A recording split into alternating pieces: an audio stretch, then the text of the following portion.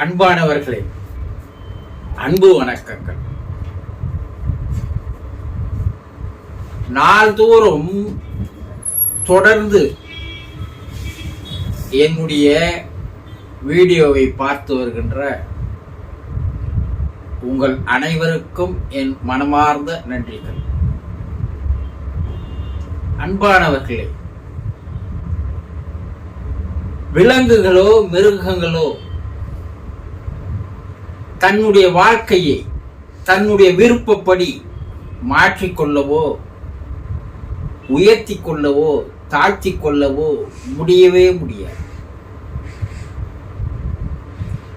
அது ஏற்கனவே இறைவனால் ஒரு சிஸ்டமானது வைக்கப்பட்டு இருக்கிறது. அதன்படிதான் அவை வாழும். பிரேம் பண்ணப்பட்டு விட்டது. ஆனால் மனிதர்களாகிய நீங்கள் உங்கள் வாழ்க்கையை உங்கள் விருப்பப்படி மாற்றி அமைத்துக் கொள்ள முடியும், உயர்த்தி கொள்ள முடியும், தாழ்த்தி கொள்ளவும் முடியும். இறைவன் உங்களுக்குள்ளே எந்த விதமான ஒரு கட்டுப்பாட்டை வைக்கவில்லை. உங்கள் விருப்பத்திற்கே அவன் விட்டுவிட்டார். நீ உன்னுடைய வாழ்க்கையை உயர்த்திக் கொள்வதாக இருந்தால் உயர்த்திக் கொள், மேம்படுத்திக் கொள்வதாக இருந்தால் மேம்படுத்திக் கொள்.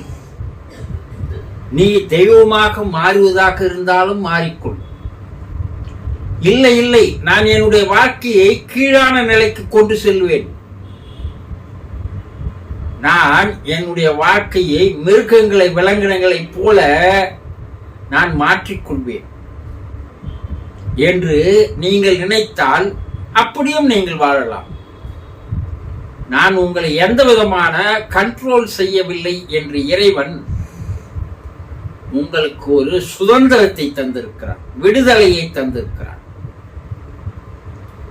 நீங்கள் உங்கள் வாழ்க்கையை உயர்த்தி கொள்ளப் போகிறீர்களா, மேம்படுத்தி கொள்ளப் போகிறீர்களா? மனித நிலையிலிருந்து மாமனித நிலைக்கும், மாமனித நிலையிலிருந்து மகான் நிலைக்கும், மகான் நிலையிலிருந்து மகேசன் நிலைக்கும் உயர்த்தி கொள்வதா வாழ்க்கை? நீங்கள் எப்படி வாழ வேண்டும் என்று விருப்பப்படுகிறீர்கள்? நல்ல ஒரு வாழ்க்கையை வாழ வேண்டும் அல்லவா? இறைவன் அதற்கு தான் நமக்கு சுதந்திரத்தை தந்திருக்கிறார். உங்கள் வாழ்க்கையை மேம்படுத்திக் கொள்ள, உயர்த்தி கொள்ள, மனித நிலையிலிருந்து நீங்கள் தெய்வ நிலைக்கு உயர உங்கள் உள் இருக்கின்ற ஆத்மாவை, ஆன்மாவை முதலில் அறிந்து கொள்ள வேண்டும். நீங்கள் உங்களுடைய ஆத்மாவை, உங்களுடைய உயிரை இந்த உடலில் எங்கு இருக்கிறது, அது எவ்வாறு செயல்படுகிறது என்ற விஷயங்களை நீங்கள் தெரிந்து கொண்டாலே உயர்நிலை ஆன்மீகவாதியாக மாறிவிடுவீர்கள். இதையெல்லாம் தெரிந்து கொள்ள வேண்டும் என்று உங்களுக்கு விருப்பமா? உங்களுடைய வாழ்க்கையை உயர்ந்த ஒரு வாழ்க்கையாக மாற்றிக்கொள்ள விருப்பமா? அப்படி என்றால் முதலில் இந்த சேனலை சப்ஸ்கிரைப் செய்து கொள்ளுங்கள். தொடர்ந்து என்னோடு பயணம் செய்யுங்கள். நாளுக்கு நாள் உங்களை மேம்படுத்திக் கொள்வதற்குண்டான வழிகளை நான் கூறுகிறேன். இது ஒரு அருமையான வாய்ப்பு இல்லையா? இது அருமையான சந்தர்ப்பம் இல்லையா? இறைவனாக உங்களுக்கு தருவது ஏதோ தானாக வந்து விடவில்லை. உங்களுக்கும் எனக்கும் ஒரு தொடர்பு ஏற்படுத்துவது கூட இறைவனுடைய லீலைதான். இதை நீங்கள் புறக்கணித்தால் உங்கள் வாழ்க்கை தரிகட்ட வாழ்க்கையாக, தரங்கெட்ட வாழ்க்கையாக மாறிவிடும். வாருங்கள், ஆத்ம ஞான மார்க்கத்தில் செல்லலாம். வாருங்கள். இன்று நாம் என்ன பார்க்க போகிறோம்? ஒரு அன்பர் குருஜி, இறந்தவருடைய ஆன்மா நான் இங்கே வேதனைப்படுவதை நினைத்து அது கஷ்டப்படுமா, கவலைப்படுமா, அதுவும் வேதனைப்படுமா, துன்பத்தில் இருக்குமா என்று ஒரு கேள்வி கேட்டிருக்கிறார். முதலில் நீங்கள் சில விஷயங்களை தெளிவாக தெரிந்து கொள்ள வேண்டும். பல பேருக்கு இது தெரியாது. உங்களுடைய ஆசைக்குரியவர்கள், பிரியமானவர்கள், பாசத்திற்குரியவர்கள், நேசத்திற்குரியவர்கள், அன்புக்குரியவர்கள் யாராவது ஒருவர் இறந்து போயிருக்கலாம். அது தாயாக இருக்கலாம், தகப்பனாக இருக்கலாம், கணவனாக இருக்கலாம், மனைவியாக இருக்கலாம், பிள்ளைகளாக இருக்கலாம், சகோதரன் சகோதரியாக கூட இருக்கலாம். அவர்கள் இறந்து விட்டார்கள் என்று வைத்துக் கொள்வோம். இறந்து போயிருக்கிறார்கள். அவர்களுடைய உடல் தான் இறந்து போயிருக்கிறது. இந்த தூள உடல், இந்த ஊன் உடல், இந்த தேகம் அதுதான் மரித்து போயிருக்கிறதே தவிர அவருடைய மனமோ ஆன்மாவோ மரித்து போகவில்லை. பல பேருக்கு இது தெரியாது. அது எப்படி? அந்த உடலில் இருந்து வெளியேறுவது மனமும் ஆன்மாவும் தான். தூள உடல், சூக்கும உடல், காரண உடல். காரண உடல் என்பதுதான் உயிர் ஆன்மா. இந்த உடல் இயங்குவதற்கு காரணமாக, மனம் இயங்குவதற்கு காரணமாக இருப்பதுதான் காரண உடல். உயிர், ஆன்மா, ஆத்மா, ஆவி, ஜீவன் என்று நீங்கள் பல பெயரை வைத்து அழைக்கலாம். அது ஒரு உடல். மனம் என்பது ஒரு உடல். இந்த உயிர் இயக்கித்தான் மனம் இயங்குகிறது. மனம் இயங்கித்தான் மனிதன் செயல்படுகிறான். இந்த தேகத்திலிருந்து, இந்த தூள உடலில் இருந்து மன உடலும் ஆன்ம உடலும் இரண்டும் சேர்ந்துதான் அந்த தூள உடலை விட்டு வெளியேறுகிறது. இதற்கு பெயர் தான் இறப்பு, மரணம், சாவு என்று நாம் கூறுகிறோம். குருஜி, மனம் குடுவா? ஆமாம், மனமும் வெளியேறுகிறது.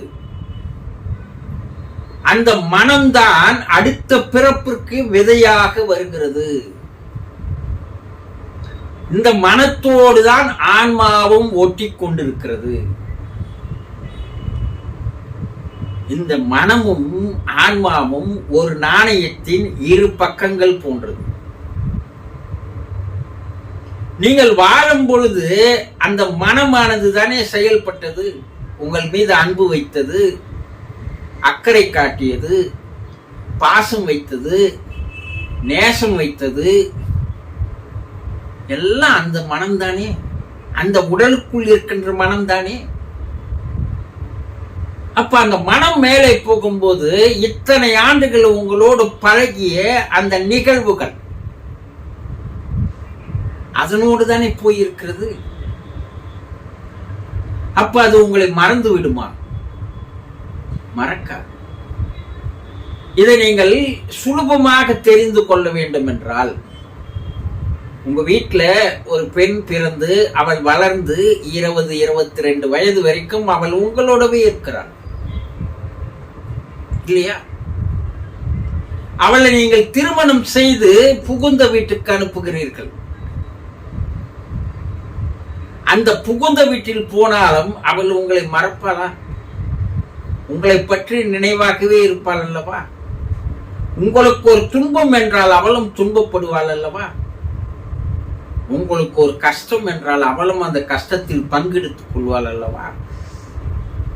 அவளுடைய உருவம் அல்ல, அவளுக்குள்ளே இருக்கின்ற மனம்தான் உங்களுக்கும் அவளுக்கும் ஒரு இணைப்பை, பாசத்தை, பிரிவை, சந்தோஷத்தை, துக்கத்தை பகிர்ந்து கொள்கிறது.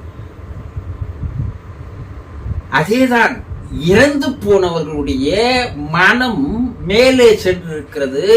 அது அங்கிருந்து உங்களை கவனித்த வண்ணமாக இருக்கிறது, பார்த்த வண்ணமாக இருக்கிறது. ஆனால் நீங்கள் அதை புரிந்து கொள்வதில்லை, தெரிந்து கொள்வதில்லை. நீங்கள் எந்த அளவுக்கு பூமியில் துன்பப்பட்டு கொண்டிருக்கிறீர்களோ, கஷ்டப்பட்டு கொண்டிருக்கிறீர்களோ, கவலையில் வேதனையில் கலங்கி நிற்கிறீர்களோ, அதையெல்லாம் அங்கே பார்த்து கொண்டிருக்கின்ற அது மட்டும் சந்தோஷமாக இருக்குமா? அந்த ஆன்மாவும் அதே துக்கத்தில், அதே கவலையில், அதே வேதனையில் தான் இருக்கும். ஆனால் அதை உங்களால் புரிந்து கொள்ள முடியவில்லை. இதை புரிந்து கொள்வதற்கு பல்வேறு விஷயங்களை நீங்கள் தெரிந்து கொள்ள வேண்டும்.